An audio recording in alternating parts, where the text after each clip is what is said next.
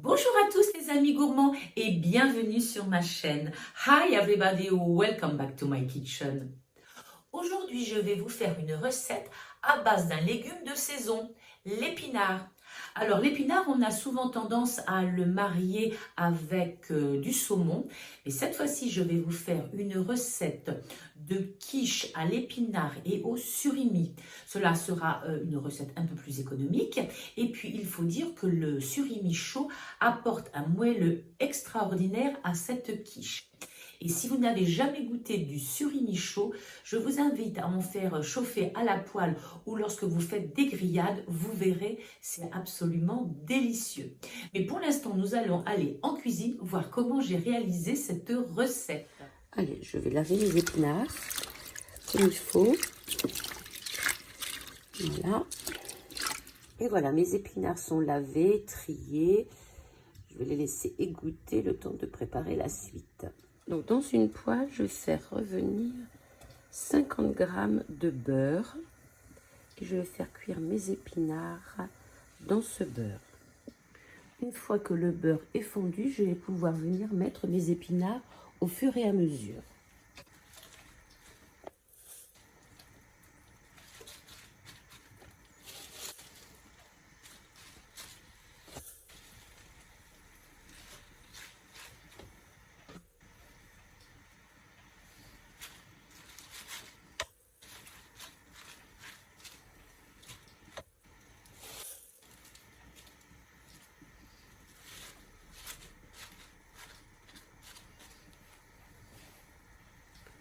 Je les mets au fur et à mesure et dès qu'ils fondent, je rajoute le reste de mes épinards.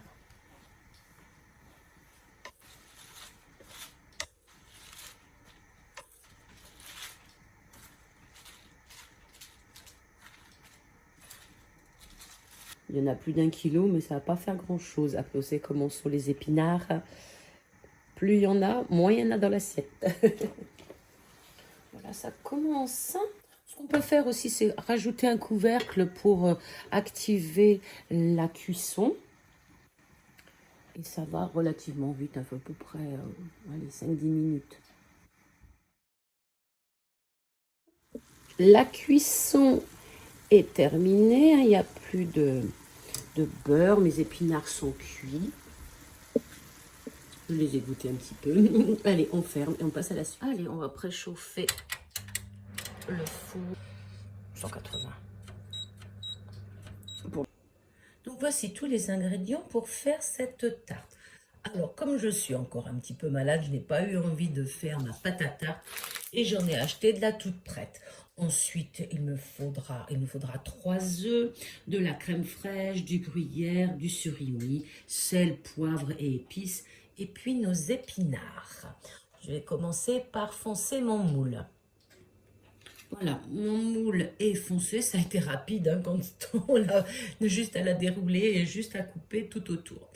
Et pendant que je vais faire la préparation, je vais aller le mettre dans le congélateur pour que la pâte durcisse un peu.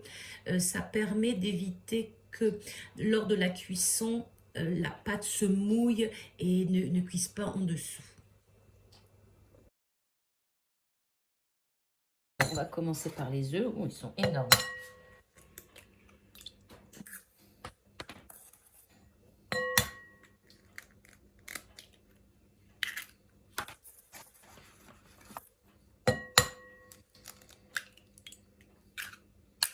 Je vais ajouter tout de suite du sel.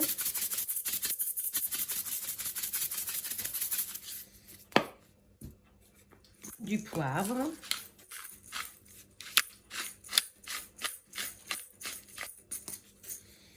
Et puis j'ai du mix de poisson. Vous pouvez rajouter de l'ail, vous pouvez rajouter les épices que vous aimez.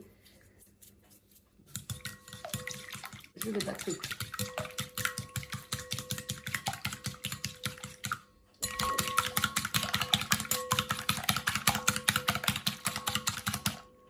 Une fois battu, je vais rajouter 150 g de crème fraîche, liquide, épaisse, comme vous aimez. On mélange.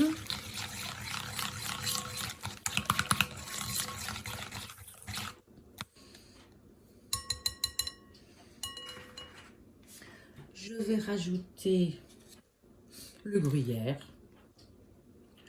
Alors, vous mettez du gruyère, du parmesan, le fromage que vous aimez, environ 100 grammes. Alors, je vais changer, ça sera plus pratique de prendre une fourchette.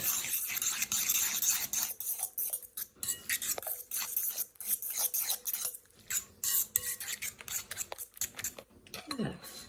Et maintenant, je vais rajouter mes morceaux de surimi. Alors, en rondelles, ou bien en effiloché, comme vous aimez.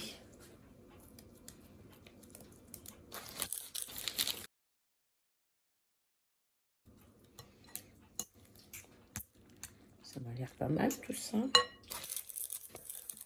Allez, dernier pour la route.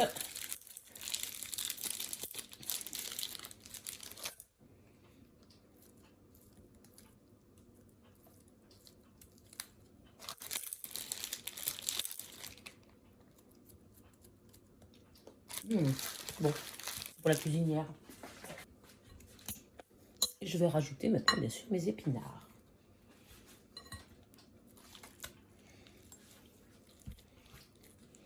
Ils sont un petit peu durs parce que je les ai fait la veille. Faut pas qu'ils soient trop chauds parce que lorsque les mets chaud sur la pâte, pas terrible.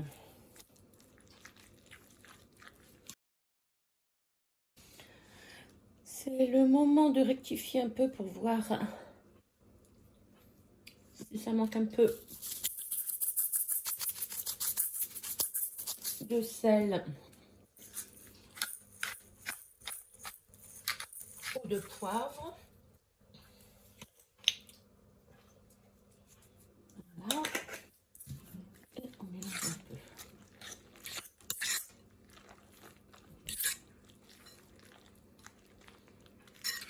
Donc, je suis allée chercher ma pâte qui était dans le congélateur. Elle a durci un peu. Le temps de la préparation. Et on va mettre... Et c'est parti.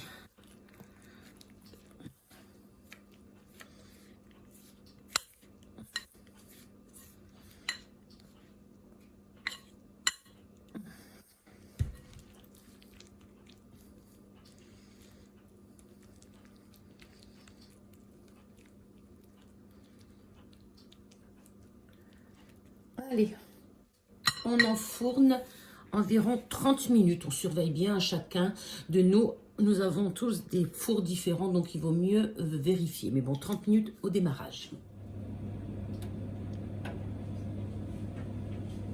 Là, la chose qui m'a l'air bien belle. On va attendre un petit peu qu'elle refroidisse légèrement avant de la mettre dans l'assiette et de dire à table.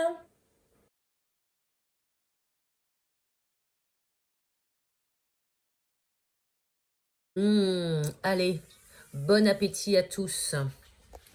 Une superbe tarte épinards surimi à déguster sans attendre. J'espère que vous aurez envie de tester cette quiche saumon surimi absolument délicieuse. N'hésitez pas à me laisser un petit like, de vous abonner et puis surtout de faire cette recette et de me laisser en commentaire ce que vous en avez pensé. On se retrouve très bientôt pour une autre recette. D'ici là, les amis gourmands, portez-vous bien, soyez zen et surtout, régalez-vous.